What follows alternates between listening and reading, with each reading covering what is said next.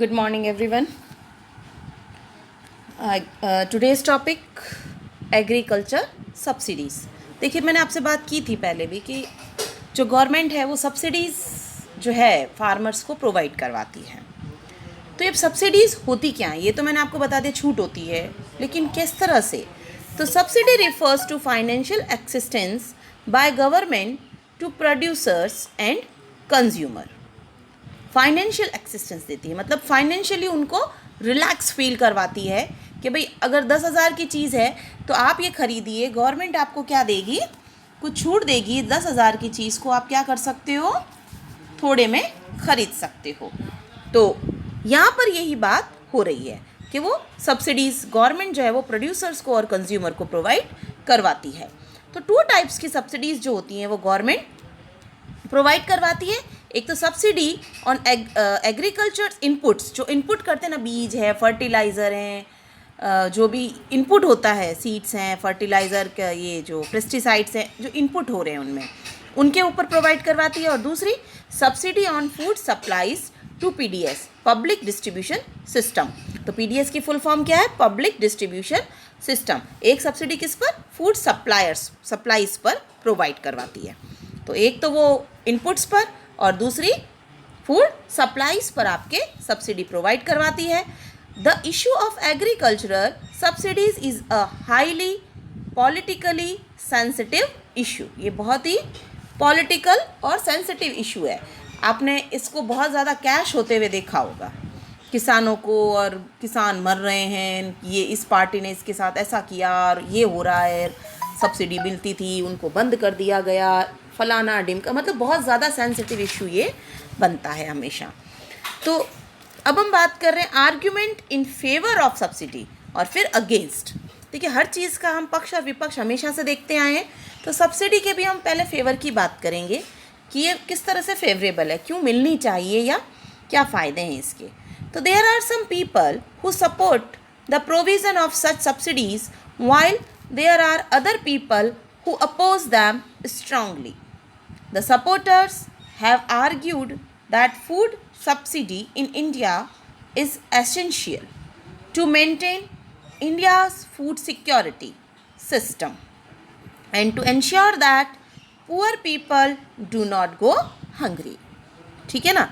तो कुछ लोग इसको सपोर्ट करते हैं ताकि गरीब लोग भूखे नहीं रहें और उनका ये फूड सिक्योरिटी सिस्टम है, इसलिए वो कह रहे हैं कि फूड सब्सिडीज़ उनको मिलनी चाहिए. आज की तारीख में जो देखिए 8 रुपये का खाना मिल रहा है आपको, ये क्या है, एक तरह की फूड सब्सिडीज़ है. ठीक है, कि भाई 8 रुपये में खाना आपको दे रहे हैं, तो क्या है, ताकि कोई भूखा ना सोए. तो ये ऐसी सोच लेकर, वो भी एक तरह की फूड सब्सिडीज़ ही है ना, छोटे इतने 8 रुपये में खाना मिलता है क्या, वरना. ठीक है, उसके बाद हम बात करेंगे second point, subsidies on agriculture inputs such as irrigation, power, fertilizer are necessary to enable the poor and marginal farmers to have access to them. If agriculture inputs are not subsidized, the poor farmers will not be able to use them. है ना. अगर हम इस तरह की subsidies inputs पर नहीं provide कराएंगे तो अमीर वाले जो बड़े बड़े फार्मर्स हैं वो तो उनको परचेज़ करके अपने प्रोडक्शन को बढ़ा लेंगे और अमीर हो जाएंगे. लेकिन जो गरीब फार्मर्स हैं वो इनको ख़रीद भी नहीं पाएंगे, यूज़ भी नहीं कर पाएंगे, तो वो जहाँ हैं वहीं पर रह जाएंगे. तो गरीब फार्मर्स को और ऊपर लाने के लिए, उनको और उनका अच्छा करने के लिए हमें क्या करना चाहिए, इस तरह की सब्सिडीज़ प्रोवाइड करवानी चाहिए ताकि ये इनपुट्स जो है गरीबों को, गरीब फार्मर जो है उनको सस्ते दामों पर मिले और वो भी अपना आउटपुट बढ़ा सके. क्लियर. तो नाउ अब ये बात नेक्स्ट है इसका, further farming in India continues to be a risky occupation as it largely depend on the monsoon. तो मानसून पर डिपेंड होता है. तो अगर वो लोग इन चीज़ों पर खर्चा भी करें और उन्हें सब्सिडी भी नहीं मिले और फिर मानसून उनके फेवर में नहीं आए तो गलत हो जाएगा ना, है ना. तो इसीलिए इरिगेशन और ये सारा उनको देना बहुत ज़रूरी है. ये सारी फैसिलिटीज़ उनके लिए बहुत ज़रूरी है और इसीलिए उनको सब्सिडी भी देना बहुत ज़रूरी है, वरना उनको परचेज़ ही नहीं कर पाएंगे, है ना. तो इस तरह से हमने अब फेवर में बात करी, सब्सिडी के फेवर में, कि सब्सिडी देनी चाहिए. ठीक है, ताकि कोई भूखा नहीं सोए और हर भूखे को खाना मिल सके. इसके लिए हम आपको सब्सिडीज़ प्रोवाइड करवाते हैं। दूसरा, जो पुअर फार्मर है वो इनपुट्स अच्छे से खरीद कर अपने खेतों में लगा सके और अपनी पैदावार को बढ़ा सके, इसीलिए हमें सब्सिडी देनी चाहिए। और वही थर्ड वन आपका था कि अगर हम जो हमारी खेती है वो मॉनसून पर डिपेंड करती है, और अगर हम इन तरह की फैसिलिटीज़, सब्सिडी की फैसिलिटीज़ उनको नहीं प्रोवाइड करवाएंगे तो वो कभी मॉनसून के जाल से बाहर निकल ही नहीं पाएंगे। क्लियर? नाउ अब हम बात करेंगे arguments against subsidies. Okay, subsidy के अगेंस्ट में हम अब बात करेंगे कि भाई क्यों नहीं होनी चाहिए।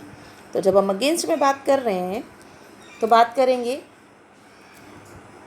The opponents of agriculture subsidies, जो इनके पक्ष में नहीं है, अपोजिशन में है, वो कह रहे हैं कि have argued that the magnitudes of these subsidies has risen to very high level in India and is now unsustainable. Okay, फिर not only this, it is argued that the benefits of subsidies on agriculture inputs are mostly concerned by large farmers and the industry। वही example manufacturers हैं, fertilisers हैं, उन सब की बात हो रही है।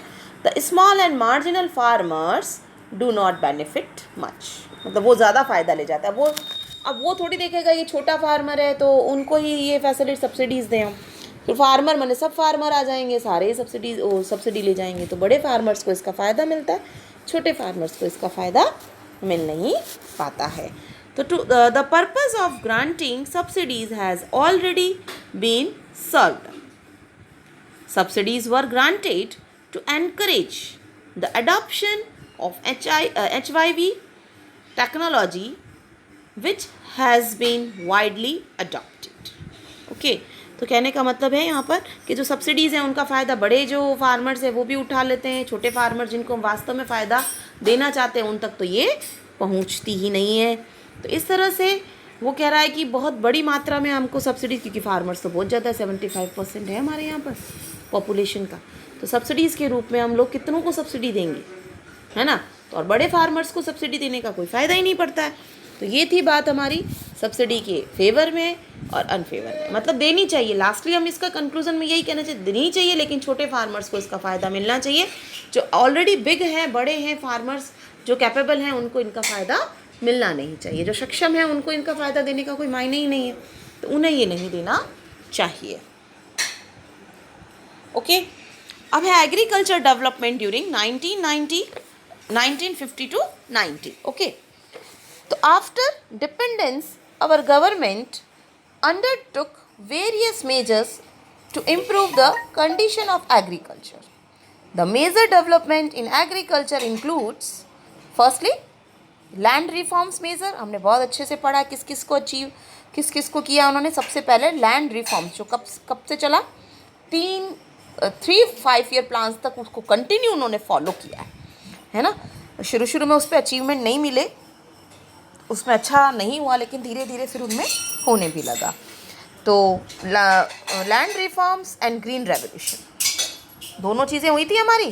ग्रीन रेवोल्यूशन भी किया था और लैंड रिफॉर्म्स भी किया था। Were the two revolutionary achievements in raising the agriculture production and productivity. ये दो स्टेप जो थे गवर्नमेंट के, वो बहुत ही अच्छे थे एग्रीकल्चर को डेवलप करने के। Land reforms and green revolution, अच्छे से MCQs का क्वेश्चन बनता है आपका। तो क्या है, land reforms and green revolution were two revolutionary achievement in raising the agriculture production and productivity. फिलअप्स में भी आ सकता है, MCQs में भी आ सकता है, दोनों फॉर्म में आपसे पूछा जा सकता है। And during 1950-90s there was a sharp increase in agriculture productivity as a result of green revolution.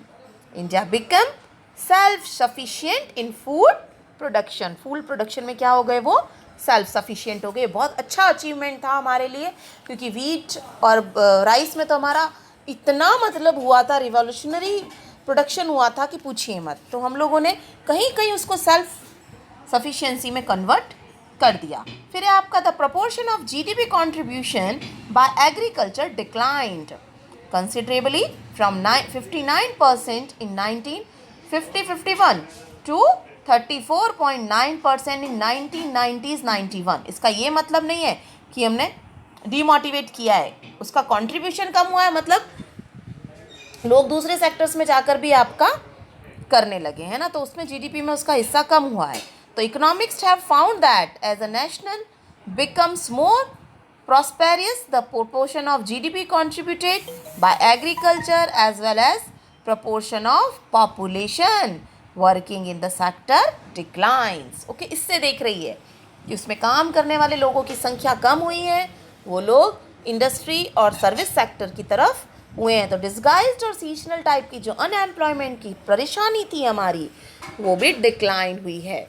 तो ऑब्वियसली लोगों को जब रोजगार मिलेगा, एम्प्लॉयमेंट मिलेगा, तो गरीबी की समस्या का अपने आप ही निजात हो जाएगा। तो the proportion of GDP contributed by agriculture decline significantly, but now the population depending on it. Okay, तो the proportion of population depends on agriculture was 67.5%, okay, in 1950s, which marginally declined to 64.9%. Our industrial and service sector failed to absorb the surplus labor। अभी बात की ना मैंने कि जो agriculture से हटे वो किधर गए, सर्विस और इंडस्ट्रियल सेक्टर में ट्रांसफर हो गए। ओके, तो this is regarded and major failure of our policies during 1950-90s। Okay, तो ये था एग्रीकल्चरल डेवलपमेंट ड्यूरिंग 1950 और 90। इसमें हमने क्या क्या किया, ग्रीन रेवोल्यूशन जैसा और लैंड रिफॉर्म जैसा बहुत बड़ा काम किया, जिससे हमारा सिस्टम बहुत सुधरा, एग्रीकल्चर के प्रोडक्टिविटी और प्रोडक्शन में बहुत सुधार आया। और दूसरा, हम सेल्फ फूड प्रोडक्शन में क्या हुए, सेल्फ सफिशिएंट हुए। हमारा जो पीपल था एग्रीकल्चर से शिफ्ट होकर इंडस्ट्री और सर्विस सेक्टर की तरफ जाने लगा, जिससे डिस्गाइज्ड अनएम्प्लॉयमेंट की समस्या से भी हमको निजात मिली।